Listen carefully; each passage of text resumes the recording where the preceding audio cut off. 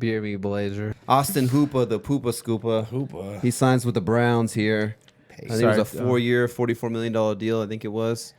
This one kind of shocked me because they do have Njoku, so I'm a little surprised. I mean, Njoku? yeah. He's They wasted I don't know, I guess they wasted, but I mean, they used a first-round draft pick on Njoku just a couple years ago. I mean, we've seen some flashes of Njoku as well. So it seems like, and then him and Baker Mayfield seem like they have a connection too. So yeah, I was the same way. I mean, it's the Browns though.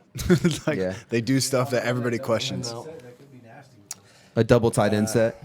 Yeah. I mean, that's not out of the realm of possibility. I mean, Njoku's just basically an oversized wide receiver at the end of the day. So, I mean, if you have Jarvis, Odell, Njoku, and Hooper out there, that would be kind of good. Is it called like is it power style offense where it's like there's a 2 tight end sets. They want to keep Baker from doing stupid shit, so they have Nick Chubb and they kind of more like of double tight ground and pound, kind of make him game manage instead of fucking. They just did sign or pay for that tackle too. Yeah, the Browns, they signed the right tackle from the Titans, Jack Conklin, I think how he plays. Yeah, so that will boost up that right side of the line right there. It could be part of the strategy too. And I mean, I don't know Hooper's blocking like statistics, but he could be a really good blocking tight end as well as receiving. So there could be some merit to what Justin's saying with that 2 tight end set. Yeah. With Landry, Odell, and those two.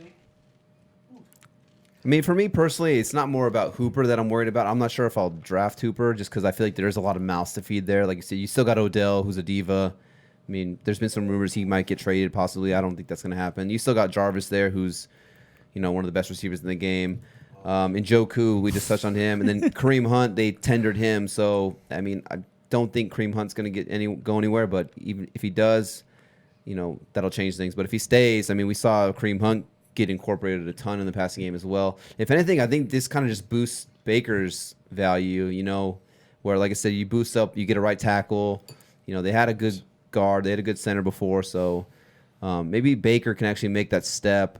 He had kind of a down year last year. Maybe this year he could be like one of those later quarterbacks where you're getting in like the 10th, 11th, 12th round. And, we're always preaching on waiting on a quarterback. Baker could be one of those guys that you grab in the later rounds for your team.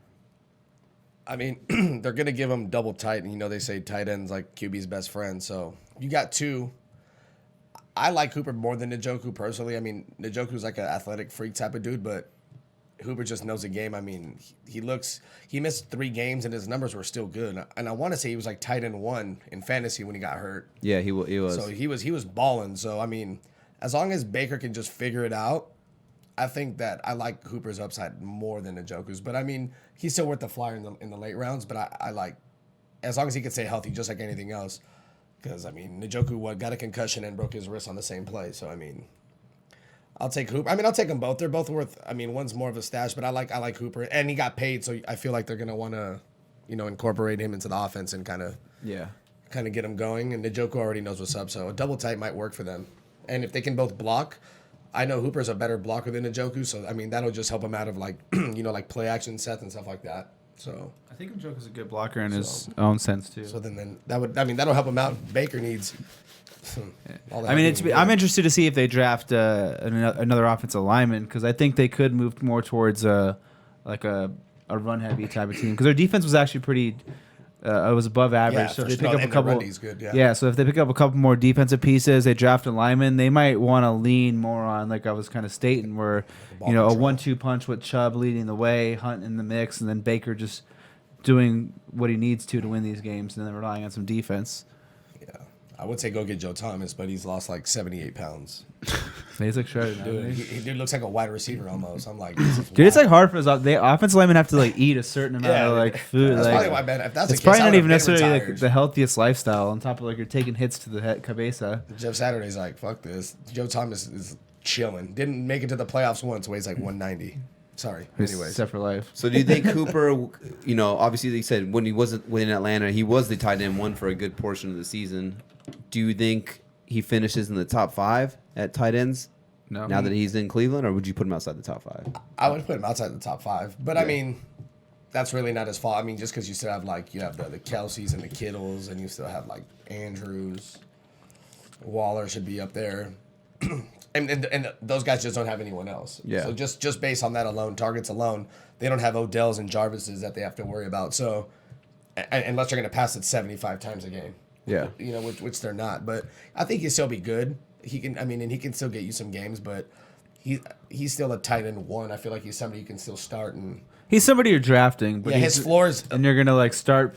You know, you'll start him week 1, maybe probably week 2, but then we'll see from those weeks. But he's someone you're drafting, and like, Yeah. all right, we'll see. But it's gonna be it's always inconsistent. Like kind of to Andre's point, is after those first 4 or 5 guys, it's inconsistent. Yeah. So he's gonna be. I think he's gonna be in those that inconsistent tier where it's like 1 week you're. You're playing the tight end game in a good matchup, bad matchup, and especially with the fourth mouth to feed potentially. Like you're probably gonna have Odell ahead of him. You're gonna have probably Jarvis ahead of him. You still have Kareem Hunt in the mix. You still have Njoku in the mix, and then it's just kind of a lot of mouths to feed. And like you said, Baker. Like I was gonna say, Baker might not be. They might not be pushing to make Baker throw the ball 600 times and throw for 5,000 yards. It might be, hey, I want you to not turn the ball over, throw for 4,000 yards, and win the game. Yeah. And that's a possibility, too. Where Matt Ryan's throwing for 5,000 yards every season because his defense can't stop anybody. For sure. So it's like... Bless his heart. BRB Blazer.